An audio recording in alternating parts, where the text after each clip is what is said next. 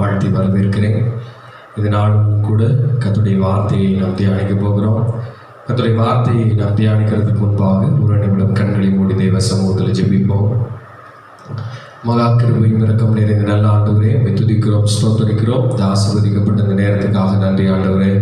இப்படி மகா கிருபையின்படி ஆண்டவரே ஸ்தோத்திரம். இந்த வீடியோ ஊழியங்களை செய்ய கர்த்தர் எங்களுக்கு கிருபை தந்து கொண்டிருக்கிறீர். அதற்காக உங்களுக்கு ஸ்தோத்திரம் ஆண்டவரே. இதை பார்க்கிற பிள்ளைகளுக்கும் ஆண்டவரே ஸ்தோத்திரம். இந்த ஊழியங்கள் ஆசீர்வாதமாக இருக்க, இந்த கர்த்தருடைய வார்த்தைகள் ஆசீர்வாதமாக இருக்க கர்த்தர் நீர் கிருபை தரும்படியாக ஜெபிக்கிறோம் ஆண்டவரே. இன்னும் அநேகர் இந்த ஊழியத்தில் பங்கு பெறும்படியாகவும், அநேகர் தேவ செய்தியை கேட்கும்படியாகவும் ஆண்டவரே நீர் எங்களுக்கு உதவி செய்யும்படியாக ஜெபிக்கிறோம் ஆண்டவரே. பிரசங்கிக்கப்படுகிற ஒவ்வொரு வார்த்தைகளும் ஆண்டவரே பரத்திலிருந்து ஆண்டவரே ஜோதிகளின் பிதாவிடத்திலிருந்து உண்டாகிறதா இருக்கட்டும் ஆண்டவரே. ஒரு ஸ்தோத்திரம் ஆண்டவரே. வீணான காரியங்களோ, வீணான கதைகளோ, கட்டுக்கதைகளோ அல்ல ஆண்டவரே.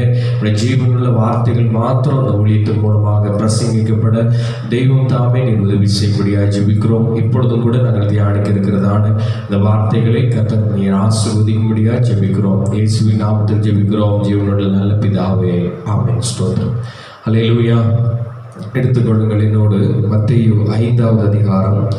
நாம் யாவருக்கும் தெரிந்த வசன பகுதி. மத்தேயு 5வது அதிகாரம் 8வது வசனத்தை வாசிக்கிறேன். இருதயத்தில் சுத்தமுள்ளவர்கள் பாக்கியவான்கள், அவர்கள் தேவனை தரிசிப்பார்கள். அல்லேலூயா. ஆண்டவராகிய இயேசு கிறிஸ்து நம்முடைய இருதயத்தில் வாசம் பண்ணுகிறவராக இருக்கிறார். நம்முடைய இருதயத்தை ஆளுகை செய்கிறவராக இருக்கிறார். இந்த மத்தேயு 5வது அதிகாரத்தில் கர்த்தர் தன்னுடைய பிரசங்கத்தை தொடங்குகிற பொழுது பாக்கியவான்களை குறித்து அவர் சொல்லுகிறார். யாரெல்லாம் பாக்கியவான்கள், யாரெல்லாம் தேவனை தரிசிப்பார்கள், யாரெல்லாம் கர்த்தருடைய பிள்ளைகள் என்று சொல்லி ஒரு காரியங்களை, ஒரு பட்டியலை இந்த மத்தேயு 5வது அதிகாரத்தில் ஆண்டவர் சொல்லுகிறதை பார்க்கிறோம். தேவஜனமே, முக்கியமாக இருதயத்தில் சுத்தமுள்ளவர்கள் பாக்கியவான்கள். நம்முடைய இருதயம் எப்பொழுதுமே சுத்தமுள்ளதாக இருக்க வேண்டும் என்று சொல்லி கர்த்தர் விரும்புகிறார். கர்த்தர் வாசம் பண்ணக்கூடிய இடம் ஒரு பரிசுத்த ஸ்தலமாக இருக்க வேண்டும். கேருபீன்களும் சேராபீன்களும் பரலோகத்தில் ஆண்டவரை துதிக்கிற நாமத்தில் அது முக்கியமான ஒரு நாமமாய் சொல்லப்பட்டிருக்கிறது. இருந்தவரும் இருக்கிறவரும் வருகிறவருமாகிய சேனைகளின் கர்த்தர், அவர் பரிசுத்தர் பரிசுத்தர் பரிசுத்தர் பரிசுத்தர் என்று சொல்லி கேருபீன்களும் சேராபீன்களும் கர்த்தரை ஓயாமல் துதித்து கொண்டிருக்கிறதை நாம் வேதத்தில் வாசிக்க முடியுது. தேவஜனமே, அன்பான கர்த்தருடைய பிள்ளைகளை, இந்த கடைசி நாட்களில் கர்த்தர் நம்முடைய இருதயம் சுத்தம் உள்ளதாக இருக்க வேண்டும், ஆண்டவர் வாசம் பண்ணக்கூடியதாக இருக்க வேண்டும் என்று சொல்லி கர்த்தர் விரும்புகிறார். அப்படிப்பட்ட சுத்த இருதயம் உள்ள, சுத்த இருதயத்தில் சுத்தம் உள்ளவர்கள் தேவனை தரிசிப்பார்கள். ஆண்டவராகிய தேவன் மீண்டுமாக அந்த உலகத்திற்கு வருகிற பொழுது, நம்மை மீட்டு கொண்டு போகும்படியாக வருகிற பொழுது, அவரை தரிசிக்கக்கூடிய பாக்கியத்தை பெறுகிறவர் யார் என்று சொல்லி பார்க்கிற பொழுது அவர்கள் இருதயத்தில் சுத்தம் உள்ளவர்கள். ஆமென். ஸ்தோத்திரம். நம்முடைய இருதயத்தை குறித்து வேதம் சொல்லுகிறது. ஒரு வசனத்தை வாசிக்கிறேன், என்னோடு சேர்ந்து நீங்களும் வாசிங்கள். எரேமியா 17வது அதிகாரம் 9வது வசனத்தை வாசிக்கிறேன். எல்லாவற்றை பார்க்கிலும் இருதயமே திருக்குள்ளதும் மகா கேடுள்ளதுமாய் இருக்கிறது, அதை அறியத்தக்கவன் யார்? கர்த்தராகிய நானே ஒவ்வொருவனுக்கும் அவன் வழிகளுக்கும் செய்கைகளின் பலன்களுக்கும் தக்கதை கொடுக்கும்படிக்கு இருதயத்தை ஆராய்கிறவரும் உள்ளத்திரியங்களை சோதித்து அறிகிறவருமாய் இருக்கிறேன். அல்லேலூயா. ஆண்டவர் எப்படிப்பட்டவர் என்று சொல்லி வேதம் சொல்லுகிறது. அவர் இருதயத்தை ஆராய்ந்து அறிகிறவர், உள்ளந்திரியங்களை சோதித்து அறிகிறவர் என்று சொல்லி வேதம் சொல்லுகிறது. அன்பான தேவ ஜனமே, இந்த எரேமியா தீர்க்க தரிசன புத்தகத்தில் நம்முடைய இருதயத்தை குறித்து சொல்லப்பட்டிருக்கிறது. அது மகா கேடுள்ளதும், அது திருக்குள்ளதும் மகா கேடுள்ளதுமாய் இருக்கிறது என்று சொல்லி நம்முடைய இருதயத்தை குறித்து வேதம் சொல்லுகிறது. நம்முடைய இருதயம் ஆண்டவராகிய இயேசு கிறிஸ்துவை ஏற்றுக்கொண்ட பிறகு அவர் சிலுவையில் சிந்தின இரத்தத்தை கொண்டு நம்முடைய இருதயம் சுத்திகரிக்கப்பட வேண்டும், அது கழுவப்பட வேண்டும். அதற்கு முன்பாக இருந்த அசுத்தங்கள், அருவருப்புகள் எல்லாம் நம்முடைய இருதயத்தை விட்டு சுத்திகரிக்கப்பட வேண்டும் என்று சொல்லி கர்த்தர் விரும்புகிறார். அன்பான கர்த்தருடைய பிள்ளைகளே, நம்முடைய இருதயம் சரியாய் இருக்கிற பொழுது, நம்முடைய இருதயம் சரியாய் இருக்கிற பொழுது இருதயத்துக்குள்ள கர்த்தர் வாசம் பண்ணுகிறவராய் இருக்கிறார். அதற்கு முன்பாக நம்முடைய கண்கள் நல்லவைகளை பார்த்து நல்ல காரியங்களை பார்க்கிறதா இருக்கிற பொழுது அந்த காரியங்கள் இருதயத்தில் போய் அது சேமிக்கப்படுகிறது. ஒருவேளை நல்லவைகளாக இருந்தால் அது இருதயத்தில் சேமிக்கப்படும். ஆனால் கெட்டவைகளை அநேகமாய் நம் இருதயத்தில் நாம் சேர்த்து வைக்கிற பொழுது பாவம் அந்த இடத்துல பெருகிறதை நாம் பார்க்கிறோம். அன்பான கர்த்தருடைய பிள்ளைகளே, கண்களின் இச்சை ஜீவனத்தின் பெருமை என்று சொல்லப்பட்டிருக்கிறது. நம் கண்கள் நம்முடைய சரீரத்திற்கு விளக்காய் இருக்கிறது என்று சொல்லப்பட்டிருக்கிறது. நாம் எதை பார்க்கிறோமோ அதை இருதயத்தில் நாம் பதித்து வைத்துக் கொள்ளுகிறோம். ஆனால் வேதம் ஆண்டவருக்கு நம்முடைய இருதயத்தை நாம் சுத்தப்படுத்தி அவர் வாசம் பண்ணுகிறதற்கென்று நாம் அவரிடத்துல கொடுக்கிற பொழுது அவர் நமக்குள்ள வாசம் பண்ணி நல்லதையே பார்க்கவும் நல்லதையே பேசவும் நன்மையான காரியங்களை செய்யவும் நமக்குள்ள இருந்து அவர் ஆலோசனை கொடுக்கிறவராக இருக்கிறார். அல்லேலூயா. வசனம் சொல்லுகிறது, நான் உனக்கு போதித்து நீ நடக்க வேண்டிய வழியை உனக்கு காட்டுவேன், உன்மேல் என் கண்ணை வைத்து உனக்கு ஆலோசனை சொல்லுவேன் என்று சொல்லி கர்த்தர் சொல்லுகிறார். அன்பு தேவ பிள்ளைகளே, இந்த வாசிக்கிறேன், கர்த்தராகிய நானே ஒவ்வொருவனுக்கும் அவனவன் வழிகளுக்கும் செய்கைகளின் பலன்களுக்கும் தக்கதாய் கொடுக்கும்படி இருதயத்தை ஆராய்ந்து அறிகிறவரும் உள்ளந்திரியங்களை சோதித்து அறிகிறவருமாய் இருக்கிறேன். நம்ம இருதயத்தை மற்றவர்கள் பார்க்க முடியாதபடி நம்ம பல விதமான வஸ்திரங்களை உடுத்திக்கொண்டு நம்முடைய உள்ளத்தை மற்றவரிடத்துல காட்டக்கூடாதபடி நம்முடைய சுபாவங்களை மாற்றிக்கொண்டு நம்முடைய பாவனைகளை மாற்றிக்கொள்ளலாம். ஆனால் நம் ஆண்டவர் நம்முடைய உடலையும் நம்முடைய முகத்தையும் நம்முடைய சரீரத்தின் காரியங்களை மட்டும் பார்க்கிறவர்கள், அவர் உள்ளந்திரியங்களை சோதித்து ஆராய்ந்தறிகிறவர். நம்ம என்ன நினைக்கிறோம், என்ன பேசிக் கொண்டிருக்கிறோம், என்ன செய்து கொண்டிருக்கிறோம், நம்முடைய இருதயத்தில் என்ன ஓடிக்கொண்டிருக்கிறது, எல்லாவற்றையும் நம் ஆண்டவர் ஆராய்ந்தறிகிறவராக இருக்கிறார். ஆனால் தான் வேத வசனம் சொல்கிறது, இருதயம் சுத்தம் உள்ளதாக இருக்க வேண்டும். சுத்தமுள்ள இடத்துல தான் நம் சுத்தமுள்ள தேவன் வாசம் பண்ண முடியும். வேதத்தில் அவரை குறித்து சொல்லப்பட்டிருக்கிறது, அவர் தீமையை பார்க்க மாட்டாத சுத்த கண்டர். அல்லேலூயா. அவர் பாவம் இல்லாத பரிசுத்த தெய்வம். அவர் நம்முடைய இருதயத்துக்குள்ள வாசம் பண்ண வேண்டும் என்று சொன்னால் நம்முடைய இருதயத்தை அனுதினமும் சுத்திகரிக்க வேண்டும்.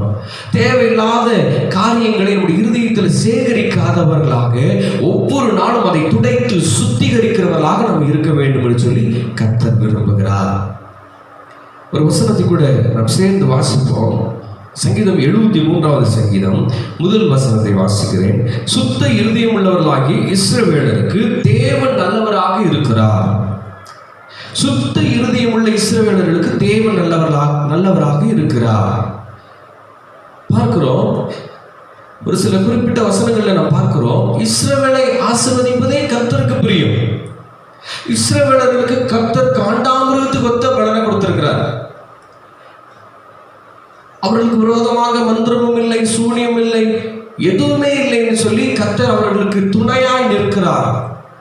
ஆனாலும் கூட பாருங்க, 73வது சங்கீதத்தில் முதல் வசனத்தில் ஆண்டவர் சொல்லுகிறார், சுத்த இருதயம் உள்ள இஸ்ரவேலர்களுக்கு கர்த்தர் நல்லவராக இருக்கிறார். அல்லேலூயா. இருதயத்தில் நாம் சுத்தம் உள்ளவர்களாக, சுத்த இருதயம் உள்ளவர்களாக நாம் இருக்கிற பொழுது நம்முடைய வாழ்க்கையில கர்த்தர் நல்லவராக இருப்பார். ஆமென். தேவையில்லாத காரியங்களை நம்முடைய இருதயத்தில் சிந்தித்துக் கொண்டு செயல்படுத்தி கொண்டு இருப்போம் என்று சொன்னால் கர்த்தர் அந்த காரியத்துக்கு நமக்கு துணை நிற்கவே மாட்டார். வேதத்தில் பார்க்கிறோம், லட்சக்கணக்கான ஜனங்கள் எகிப்திலிருந்து அடிமைத்தனத்திலிருந்து விடுவிக்கப்பட்டு கானானை நோக்கி பிரயாணம் பண்ணி கொண்டிருக்கிறார்கள். இடையில அவங்க பிரயாண சூழ்நிலைகளை அவருடைய இச்சை நிமித்தம், பாவத்தின் நிமித்தம், அபிசுவாசங்களின் நிமித்தம், முறுமுறுப்புகளின் நிமித்தம், அவங்க இருதயத்துக்குள்ள இருந்த படிந்திருந்த பாவங்களின் நிமித்தம் கொஞ்சம் கொஞ்சம் பேராய் அழிந்து அழிந்து அழிந்து அழிந்து கடைசி கானானுக்கு போய் சேருகிறவருடைய எண்ணிக்கையை பார்க்கிற பொழுது எகிப்திலிருந்து கானானுக்கு போகிறவர் 2 பேர். ஒருவர் யோசுவா, இன்னொருவர் காலேப். இது நமக்கு எதை காட்டுகிறது, இது நமக்கு எதை ஒரு உதாரணப்படுத்துகிறது என்று சொல்லி வேதத்தில் நாம் பார்க்கிற பொழுது, அன்பான கர்த்தருடைய பிள்ளைகளே, நம்முடைய வாழ்க்கையில கர்த்தர் நாம் சுத்தம் உள்ளவர்களாக, தேவனுக்கு கீழ்ப்படுகிறவர்களாக, பரிசுத்தம் உள்ளவர்களாக இருக்க வேண்டும் என்று சொல்லி கர்த்தர் விரும்புகிறார். ஒரு ஒரு ஒரு வெண் அங்கியோ இல்லை ஒரு ஒயிட் ட்ரெஸ் நம்ம போட்டிருக்கிற பொழுது அது ஏதாவது ஒரு சின்ன கருப்பு ஒரு புள்ளியோ இல்லைன்னு சொன்னால் ஒரு சின்ன கரையோ இருந்தால் அது எல்லோருடைய கண்களுக்கும் தென்படும். பாருங்க, அந்த சுத்தி இருக்கிற வெண்மையை யாரும் பார்க்க மாட்டாங்க, சுற்றி இருக்கிற அந்த வெள்ளை நிறத்தை யாரும் பார்க்க மாட்டாங்க, அதில் இருக்கிற கருப்பு நிறத்தை தான் பார்ப்பாங்க. அது போலதான் அன்பான கர்த்தருடைய பிள்ளைகளே, நம்முடைய வாழ்க்கையில நிறைய நன்மை செய்திருந்தாலும் சில அசுத்தங்கள், இச்சைகள், பாவங்கள் நம்முடைய வாழ்க்கையில் இருக்கும் என்று சொன்னால் கர்த்தர் நம்மை முழுமையாக ஆசீர்வதிக்க முடியாது. எல்லா சூழ்நிலைகளிலும் தேவனுக்கு கீழ்ப்படிந்து அனுதினமும் நம்மை சுத்திகரித்துக் கொள்ள வேண்டும்.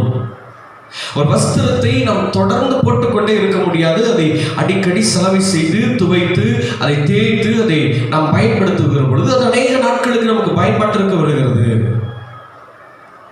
நம்முடைய இருதயமும் அனுதினமும் சுத்திகரித்து தேவனுக்கு பிரியமாக நம்முடைய இருதயத்தை நாம் எப்பொழுதும் சுத்தமுள்ளவர்களாக சுத்தமாய் வைத்துக் கொள்ளுகிற பொழுது தேவன் வாசம் பண்ணுகிறவராக இருக்கிறார். அல்லேலூயா. நம்முடைய இருதயத்துக்குள்ள தேவன் வாசம் பண்ணுகிறார் என்று சொன்னால் நம்முடைய வாழ்க்கையில என்ன நடக்க போகிறது என்று சொன்னாலும் கர்த்தர் அதை வெளிப்படுத்துவார். நமக்கு மட்டுமல்ல, மற்றவருடைய வாழ்க்கையிலும் கர்த்தர் என்ன செய்ய போகிறார் என்பதை கர்த்தர் நமக்கு வெளிப்படுத்துவார். தேசத்தில் என்ன நடக்க போகிறது என்பதையும் கர்த்தர் நமக்கு வெளிப்படுத்துவார். கர்த்தர் நம்மோடு தங்கியிருப்பார் என்று சொன்னார். கர்த்தர் உங்களோடு கூட இருந்தார். பாருங்க, தாவீதோடு கர்த்தர் இருந்தார், யோசுவாவோடு கர்த்தர் இருந்தார், மோசேயோடு கர்த்தர் இருந்தார். கர்த்தரோடு கூட பயணம் செய்த, கர்த்தரோடு கூட வாழ்ந்த பிள்ளைகளுடைய வாழ்க்கையில் எல்லாம் ஜெயம். தாவீதை குறித்து வேதம் சொல்கிறது, தாவீது யுத்தத்துக்கு போன இடத்துல எல்லா இடத்துலையும் ஜெயம், வெற்றி. ஒரே ஒரு மனிதன் லட்சக்கணக்கான பேரை லீட் பண்ணி அற்புதங்களை செய்து கர்த்தருடைய கிருபையின்படி அற்புதங்களை செய்து அவன் பிரயாணப்பட்டு கொண்டு போகிறான். மோசேயோடு கர்த்தர் இருந்தார். யோசுவாவை பார்க்கிறோம். யோசுவாவுடைய நாட்களில் தேசம் பிரிக்கப்படுகிறது, பங்கு கொடுக்கப்படுகிறது, பங்கிட்டு கொடுக்கப்படுகிறது. எரிகோவை ஜெயிக்கிறார்கள், யோர்தானை கடக்கிறார்கள், கிபியோனியர்களை மேற்கொள்ளுகிறார்கள். பாருங்க, சுத்தமுள்ள இருதயத்தோடு நாம் இருக்கிற பொழுது கர்த்தர் நம்ம மத்தியில் வாசம் பண்ணுகிறவராக இருக்கிறார், நமக்குள்ள வாசம் பண்ணுகிறவராக இருக்கிறார். நமக்கு தேவையான அறிவுரைகளை, நமக்கு தேவையான ஆலோசனைகளை கொடுத்து நம்மை நடத்தக்கூடியவராக இருக்கிறார். அது மட்டும் இல்லைங்க, சுத்த இருதயம் உள்ளவர்களாக நாம் இருந்தால் மட்டுமே தேவனை நாம் இந்த கண்களினால் பார்க்க முடியும். நம்முடைய கண்களில் இருதயத்தில் இச்சைகளை நாம் வைத்திருப்போம் என்று சொன்னால் தேவனை நாம் பார்க்க முடியாத தேவ ஜனமே. சுத்திகரிக்க வேண்டும். யோசுவா ஜனங்களை பார்த்து சொல்லுகிறார், ஒரு வெற்றியை சுதந்திரத்துக்கு கொள்ளுகிறதுக்கு முன்பாக கர்த்தரிடத்திலிருந்து கட்டளைகளை பெற்று அதை மக்களுக்கு சொல்கிறார். இன்று உங்களை பரிசுத்தம் பண்ணிக் கொள்ளுங்கள், நாளைக்கு உங்கள் நடுவில் கர்த்தர் அற்புதங்களை செய்வார். அல்லேலூயா. பரிசுத்தம் அவசியம், சுத்தம் அவசியம். நாம் சுத்தத்தோடு பரிசுத்தத்தோடு இருக்கிற பொழுது கர்த்தர் ஆசீர்வதிக்க அவர் வல்லவராக இருக்கிறார். யோசுவா சொன்னார், உங்களுடைய வஸ்திரங்களை தேய்த்து துவைத்து உங்களை சுத்தம் பண்ணிக் கொள்ளுங்கள், பரிசுத்தப்படுத்திக் கொள்ளுங்கள். இருதயத்தை, வஸ்திரத்தை எல்லாவற்றையும் பரிசுத்தப்படுத்திக் கொள்ளுங்கள். கர்த்தர் நாளைக்கு அற்புதத்தை செய்வார். நம்முடைய இருதயத்தில் தேவையில்லாத காரியங்கள் இருக்கும் என்று சொன்னாங்க, அசுத்தங்கள், இச்சைகள் வந்து போகும் என்று சொன்னாங்க, கர்த்தர் நம்மை ஆசீர்வதிக்க முடியாது, நம்மை பயன்படுத்த முடியாது. தேவ ஜனமே, நம்மை நாமே சுத்திகரிக்க முடியாது. கர்த்தரிடத்தில் உதவியை கேட்கணும். ஆண்டவரே, என்னை சுத்திகரிங்கப்பா, என் பாவங்களை கழுவுங்க, என் பாவங்களை சுத்திகரிங்கப்பா என்று சொல்லி ஆண்டுடைய சமூகத்தில் நம்ம கெஞ்சி மன்றாடுகிறவர்களாக இருக்க வேண்டும். தேவ ஜனமே, சில பாவக்கரைகள் நம்ம விட்டு போகாத ஒரு சூழ்நிலையில நம்ம பார்க்கிறோம். சில நேரங்களில் நாம் செய்த சில தவறுகள் திரும்ப தம்முடைய கண்களுக்கு முன்பாக வந்து நம்மை பயமுறுத்துகிறதை பார்க்கிறோம். அந்த சூழ்நிலையில் அதிகமாய் உபவாசத்தோட தேவ சமூகத்தில் விழுந்து, ஆண்டவரே, என்னுடைய பாவங்கள் என்னை திரும்ப என்னை விளப்பண்ணுகிறது. ஆண்டவரே, ஒரு விஷயத்தை நன்றாக புரிந்து கொள்ளணும். கிறிஸ்தவ வாழ்க்கையில விழுந்து போகிறது தவறல்ல. நான் சொல்லுகிறேன், கிறிஸ்தவ வாழ்க்கையில விழுந்து போகிறது தவறல்ல, ஆனால் விழுந்து இடத்திலேயே கிடக்கிறது தான் தவறு. எழுந்து பேதுருவை போல விழுந்த சூழ்நிலையில எழுந்து மீண்டுமாக ஆண்டவராக இயேசு கிறிஸ்துவின் சிலுவையை நோக்கி பயணம் செய்தார் பேதுரு. சொல்லுவீங்க, நாம் தெரிந்திருக்கிறோம், பேதுரு 3 முறை மறுதலித்தார் சொல்லி. ஆனாலும் கூட விழுந்த பின்பு அவர் எழுந்து அவர் துடைத்துக்கொண்டு, கண்ணீரை துடைத்துக்கொண்டு திரும்பவுமாக அவர் என்ன செய்கிறார்? சிலுவை நோக்கி பயணப்படுகிறார். சிலுவை நோக்கி என்று சொன்னால் எதை குறிக்கிறது என்றால் ஆண்டவராக இயேசு கிறிஸ்துவை நோக்கி பயணம் செய்கிறார். ஆண்டவராக இயேசு கிறிஸ்துவை போல நான் சிலுவையில் அறைவதற்கு நான் பாத்திரமான அல்ல என்று சொல்லி தலைகீழாக சிலுவையில் அறையப்படுகிறார். ஒரு காலகட்டத்தில் பயந்தவர் தான், ஒரு காலகட்டத்தில் மறுதலித்தவர் தான். ஆனால் கிறிஸ்துவை பின்பற்றுகிற காரியத்துக்காக தன் ஜீவனையும் கொடுக்க தன்னை ஒப்பு கொடுத்தவராக இருந்தார் பேதுரு. அன்பு தேவ ஜனமே, விழுகிறது தவறல்ல, ஆனால் எழுந்து மீண்டுமாக கர்த்தருடைய சமூகத்துக்கு நம்ம போகிறவர்களாக. ஏன்னா இந்த உலகத்துல நீதிமான் ஒருவனும் இல்லை என்று சொல்லி ரோமர்ல நான் வாசிக்கிறோம். எல்லாரும் கெட்டு போனார்கள், எல்லாரும் பாவம் செய்து தேவ மகிமை அற்றவர்களானார்கள். நாமும் கூட நம்முடைய வாழ்க்கையில அனுதினமும் சில பாவங்களுக்கு விழுந்து போகிறவர்களாக கூட இருக்கலாம். ஆனாலும் கூட நம்முடைய தேவனிடத்தில் இரக்கங்களும் மன்னிப்புகளும் உண்டு தேவ ஜனமே. அதற்காக நாம் பாவம் செய்து கொண்டே இருக்க வேண்டும் என்று சொல்லி வேதம் சொல்லல, கர்த்தர் சொல்லல. அதை விட்டு மனம் திரும்ப வேண்டும் என்று சொல்லி கர்த்தர் சொல்லுகிறார். பாவத்தை விட்டு மனம் திரும்ப வேண்டும். ஏனென்று சொன்னால் பாவத்தின் சம்பளம் மரணம். மரணம் என்பது நரகத்தை குறிக்கிறது, அது நித்திய மரணத்தை குறிக்கிறது. நாம் கர்த்தரோடு வாழ்ந்து கொண்டிருப்போம் என்று சொன்னார். 2 மனிதர்கள் தேவாலயத்துக்கு ஜெபிக்க போனார்கள். ஒருவன் தான் செய்த நல்ல விஷயங்களை சொல்லிக்கொண்டே இருந்தான். ஒருவன் ஆயக்காரனை பார்க்கிறோம், அவன் தேவ சமூகத்தை கூட ஏறெடுத்து பார்க்க முடியாத நிலைமையில மாறிலே அடித்துக்கொண்டு பாவியாகிய என் மேல் கிருபையாயிரும், பாவியாகிய என் மேல் கிருபையாயிரும் சொல்லி ஜெபிக்கிறான். நம்முடைய பாவங்களை எப்பொழுது நம்ம தேவ சமூகத்தில் அறிக்கையிடுகிறோமோ அப்பொழுதுதான் கர்த்தர் நம்முடைய வாழ்க்கையில் நன்மை செய்ய முடியும். இந்த வீடியோவை பார்த்து கொண்டிருக்கிற அநேக தேவ பிள்ளைகள் சில பாவங்களை மறைத்து மறைத்து மறைத்து வாழ்ந்து கொண்டிருக்கிறீங்களா? இதெல்லாம் ஒரு பாவம் இல்லை என்று சொல்லி நினைத்து கொண்டிருக்கிறீங்களா? அது நிமித்தம் சில தடைகள், ஆசீர்வாதத்தின் சில தடைகள் உங்களுடைய வாழ்க்கையில் இருக்கிறது. சின்ன பாவமாக இருந்தாலும் பெரிய பாவமாக இருந்தாலும் எந்த காரியமாக இருந்தாலும் தேவ சமூகத்தில் அறிக்கையிட்டு ஜெபம் பண்ணி விட்டுருங்க. கர்த்தர் உங்களை ஆசீர்வதிக்க வல்லவராக இருக்கிறார். இன்னைக்கு சாத்தானவன் உங்களுக்கு கொடுக்க வேண்டிய ஆசீர்வாதத்தை, ஆண்டவர் கொடுக்க வேண்டிய ஆசீர்வாதத்தை தடுத்து வைத்திருக்கிறார். காரணம் உங்களுக்குள்ள இருக்கிற சின்ன சின்ன பாவங்கள். யாக்கோபில் வாசிக்கிற ஒரு பெரிய கப்பலை திருப்புகிறதுக்கு ஒரு சின்ன சுக்கான், இந்த ஸ்டேரிங் பயன்படுகிறது. அதுபோல நம்முடைய வாழ்க்கையை திருப்புகிறதற்கு சின்ன பாவம் போதும், சின்ன அசுத்தம் போதும் நம்மை விழா பண்ணுகிறதற்கு. அது சிறிதோ பெரிதோ எதானாலும் தேவ சமூகத்தில் அறிக்கையிட்டு ஜெபம் பண்ணி விட்டு விடுங்கள். ஆண்டவருக்கு பிரியமானதை செய்யுங்கள், ஆண்டவருக்கு பிரியமான வழியில நடங்கள். உங்களுடைய ஆசீர்வாதத்தை ஒரு மனிதனும் தடுக்க முடியாது. உங்களை ஆசீர்வதிக்கிறதை ஒரு மனிதனும் தடுக்க முடியாது. அன்பு தேவ ஜனமே, இருதயத்தில் சுத்தம் உள்ளவர்கள் பாக்கியவான்கள், அவர்கள் தேவனை தரிசிப்பார்கள். சுத்த இருதயம் உள்ள இஸ்ரவேலருக்கு கர்த்தர் நல்லவராக இருக்கிறார், கர்த்தர் நல்லவராக இருக்கிறார். நாம் கர்த்தருக்கு பிரியமான நன்மையான காரியங்களை செய்து பரிசுத்தத்தோடு வாழுகிற பொழுது கர்த்தர் நம்முடைய வாழ்க்கையிலும் நல்லவராக இருக்கிறார். பவுல் தீமோத்தேயுவுக்கு சொல்லுகிற ஒரு காரியத்தை உங்களுக்கு நான் நினைவுபடுத்த விரும்புகிறேன். எடுத்துக்கொள்ளுங்கள். 2 தீமோத்தேயு 2வது அதிகாரம் 20வது வசனத்திலிருந்து வாசிக்கிறேன்.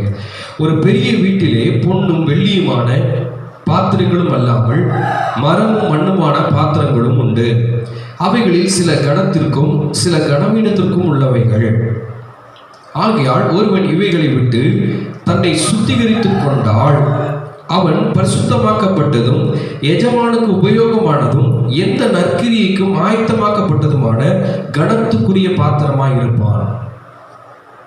அன்பு தேவ ஜனமே, ஒரு பெரிய வீட்டுக்குள்ள பொன்னும் வெள்ளியுமான பாத்திரமும் அல்லாமல் மரமும் மண்ணுமான பாத்திரங்களும் உண்டு.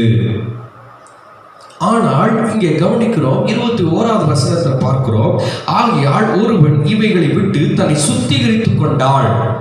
பாருங்க பாருங்க, இவைகளை விட்டு தன்னை சுத்திகரித்துக் கொண்டால் அவன் பரிசுத்தமாக்கப்பட்டதும் எஜமானுக்கு உபயோகமான எந்த நற்கிரியைக்கும் ஆயத்தமாக்கப்பட்டதுமான கனத்துக்குரிய பாத்திரமாய் இருப்பான். பாருங்க, நம்மை சுத்திகரித்துக் கொள்ளுகிற பொழுது, நாம் பரிசுத்தமாக நம்மை ஒப்பு கொடுக்கிற பொழுது, ஆண்டவர் சொல்லியிருக்க, நானே உங்களை பரிசுத்தமாக்குகிற கர்த்தர். பரிசுத்தம் இல்லாமல் ஒருவனை தேவனை தரிசிக்க முடியாது. நானே உங்களை பரிசுத்தமாக்குகிற கர்த்தர்னு சொல்லி கர்த்தர் சொல்லி இருக்கிறார். எனவே ஆண்டவருடைய சமூகத்தில் நம்மை ஒப்பு கொடுத்து நம்ம என்னை பரிசுத்தமாக்குங்க என்று சொல்லி, என்னை சுத்திகரிங்க என்று சொல்லி ஆண்டவரிடத்தில் கெஞ்சி நாம் ஜெபிக்கிற பொழுது இங்கே பார்க்கிறோம், எஜமானுக்கு உபயோகமானதும் எந்த நற்கிரியைக்கும் ஆயத்தமாக்கப்பட்டதுமான கனத்துக்குரிய பாத்திரமாய் இருப்பான். அவன் கனத்துக்குரிய பாத்திரமாய் அவனை கர்த்தர் மாற்றுகிறார். ஒரு மனிதன் தாகத்தோடு பாலைவன பகுதியில் நடந்து வருகிறார் என்று சொல்லி பார்ப்போம். ஒரு இடத்துல தண்ணீர் ஊற்று இருக்கிறது, ஆனால் அள்ளி குடிக்க முடியாத ஒரு நிலை. ஒரு பொற்பாத்திரம் இருக்கிறது, அது அழுக்கு நிறைந்ததும் மாசு நிறைந்ததுமாய் இருக்கிறது. ஆனால் ஒரு மண் பாத்திரம் இருக்குது, அது குத்தமாய் இருக்கிறது. அந்த தாகத்தோடு வந்த மனிதன் எந்த பாத்திரத்தை எடுத்து தண்ணீர் குடிப்பான் பாருங்க. அந்த சுத்தமுள்ள மண் பாத்திரத்தை தான் எடுத்து தண்ணி குடிப்பான். அது பொன் பாத்திரமா இருந்தாலும் அது அசுத்தமாய் இருக்கிறது, அதை எடுத்து தண்ணி குடிக்க மாட்டான். கர்த்தர் நம்மை பயன்படுத்த வேண்டும் என்று சொன்னால், கர்த்தர் நம்மை ஆசீர்வதிக்க வேண்டும் என்று சொன்னால், நாம் பரிசுத்தம் உள்ளவர்களாக சுத்தம் உள்ளவர்களாக இருக்கணும். எந்த நிலைமையில் இருந்தாலும், எப்படிப்பட்ட ஒரு சூழ்நிலை இருந்தாலும் சுத்தம் உள்ளவர்களாக இருக்கணும். சிறு வயதில் எனக்கு சொன்ன ஒரு கதை ஞாபகம் இருக்கிறது. மீனானது உப்பு நீருக்குள் இருந்தாலும், கடல் பகுதியில் மீன் உப்பு நீரில் வாழ்ந்தாலும் அதை புசிக்கிற பொழுது அது உப்பாக இருப்பதில்லை, அதுக்கு உப்பு போடணும். அதுபோலதான் இந்த பாவம் நிறைந்த வாழ்க்கையில, இந்த பாவம் நிறைந்த உலகத்தில் நம்ம இருக்கிற பொழுது நம்ம பரிசுத்தம் உள்ளவர்களாய், தேவனுக்கு என்று பிரித்தெடுக்கப்பட்டவர்களாய் இருக்க வேண்டும் என்று சொல்லி கர்த்தர் விரும்புகிறார். அன்பு தேவ ஜனமே, இது கடைசி நாட்கள். இந்த கடைசி நாட்களில் தேவனுக்கென்று பயன்படக்கூடியவர்களாக, பரிசுத்தமாக்கப்பட்டவர்களாக, கனத்துக்குரிய பாத்திரங்களாக, எஜமானுக்கென்று பயன்படுத்தக்கூடிய பாத்திரங்களாக நம்மை மாற்றிக்கொள்ள வேண்டியது அவசியம். தாவீது சொல்லுகிறார், என் தாயினை பாவத்தில் கர்ப்பந்தரித்தாள் என்று சொல்லி என்னை சுத்தமாக்கும், நான் அப்பொழுது உறைந்த மழையிலும் மென்மையாவேன் என்று சொல்லி தாவீது சொல்லுகிறார். 51வது சங்கீதம் தாவீது பாவம் செய்ததினால தேவ சமூகத்தில் மன்றாடி ஜெபித்து எழுதின ஒரு சங்கீதம். தன்னுடைய பாவங்கள் முழுவதும் தேவ சமூகத்தில் அறிக்கையிட்டு ஜெபிக்கிறார். என்னை சுத்தமாக்கும், பரிசுத்த ஆவியின் இடத்திலிருந்து எடுத்துக்கொள்ளாதையும், ஈசோப்பினால் என்னை சுத்திகரியும் என்று சொல்லி தேவ சமூகத்தில் மன்னிப்பு கேட்டு ஜெபிக்கிறார். கர்த்தர் மீண்டுமாக தாவீதை சுத்திகரிக்கிறார். வேதத்தில் பார்க்கிறோம், தாவீதை குறித்து அந்த பத்சேபா இடத்துல பாவம் செய்ததை தவிர்த்து வேற எந்த பாவமுமே அவன் செய்யவில்லை என்று சொல்லி வேதம் சொல்லுகிறது. கர்த்தர் சொல்லுகிறார், என் இருதயத்துக்கு ஏற்றவர், தாவீதின் இருதயத்துக்கு ஏற்றவர்.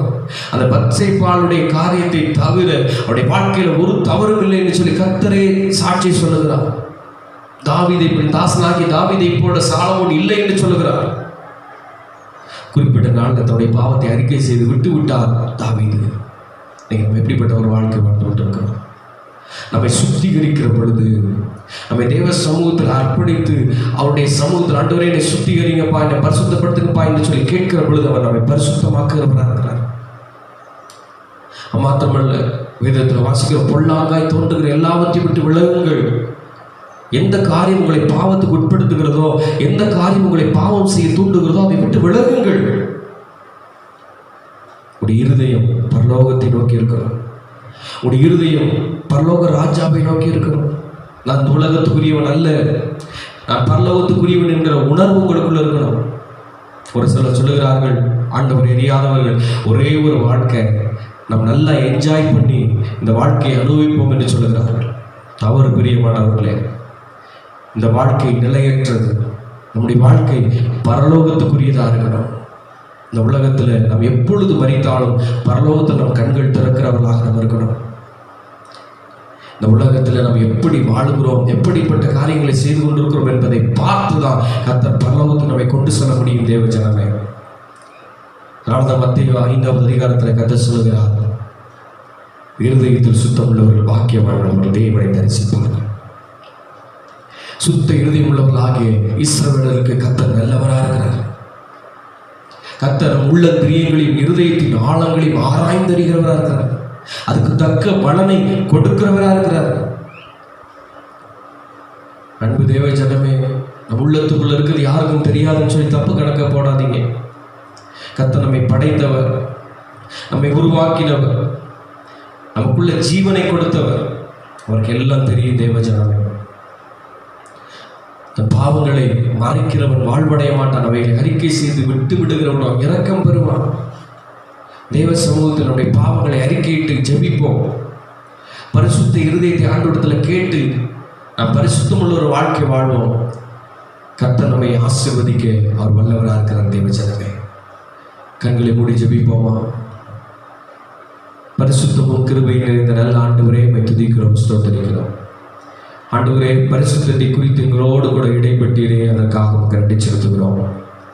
உடைய வாழ்க்கையில் எல்லா சூழ்நிலைகளிலும் பரிசுத்தத்தை நாங்கள் நேசித்து பரிசுத்தம் உள்ளவர்களாய் நாங்கள் வாழ உதவி செய்க. அது மாத்திரமல்ல ஆண்டவரே, எரேமியாவோட நீர் இருதயத்தை குறித்து சொல்லியிருக்கிற வார்த்தைகளை நினைக்கிறோம் ஆண்டவரே. அது திருக்குள்ளதும் மகா கேடுள்ளதுமாய் இருக்கிறது என்று சொல்லியிருக்கிறீங்கப்பா. ஆனால் அதனுடைய இருதயத்தை உமக்கு நேராக நாங்கள் உயர்த்துகிறோம் ஆண்டவரே.